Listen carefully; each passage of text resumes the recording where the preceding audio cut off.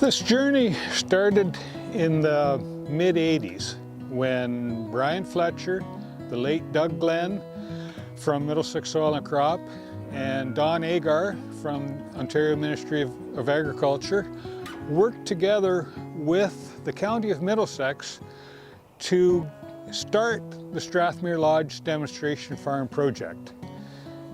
I had expressed interest to, when I heard about what they were doing, I had expressed interest to then Soil and Crop Advisor John Slyhoff that I wouldn't mind being involved in the project. After a few years of working at Strathmere as operator manager for Middlesex Soil and Crop, I was asked to go and speak to farm groups about what we were doing over at Strathmere, basically no-till and everything else that was with that. At one of those meetings, an individual got up and said, "Yeah, no-till works fine on sand at Strathmere, but what about on the clay on your home farm?" That was kind of the put up or shut up moment for me. The challenge was presented and I went no-till. And it's been a learning experience ever since. The farm here is mostly fairly heavy clay. There's some lighter ground as well. Rotation tried to maintain corn, IP soys, and hard red winter wheat, along with covers after the wheat. There will be years when that gets modified a little bit, depending upon the weather and things like that.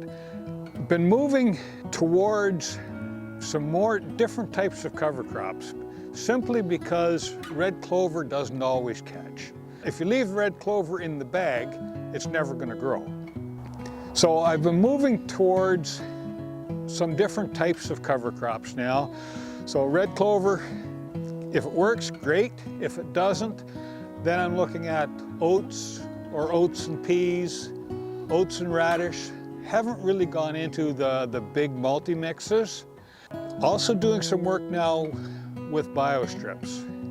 And that's primarily to try to mitigate the difficulty with corn into wheat stubble.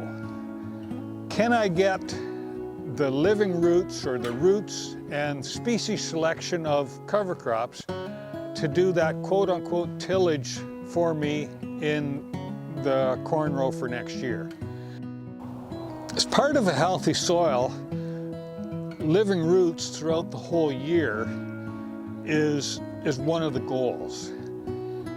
So the last couple of years I've been experimenting a little bit with cereal rye, either after corn harvest, if there's sufficient time and the ground conditions are appropriate. And this year, tried a little bit into standing corn. And actually quite happy so far with what I'm seeing.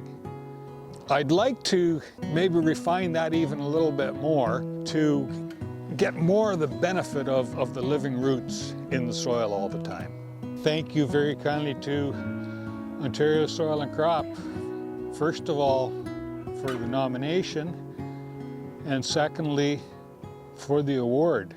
I'm really humbled and honored to receive it and to be included in with names of the previous winners, like Woody and Eric and Jim and the other individuals that have won it over the years, including all the researchers who have done so much work and who I've learned from.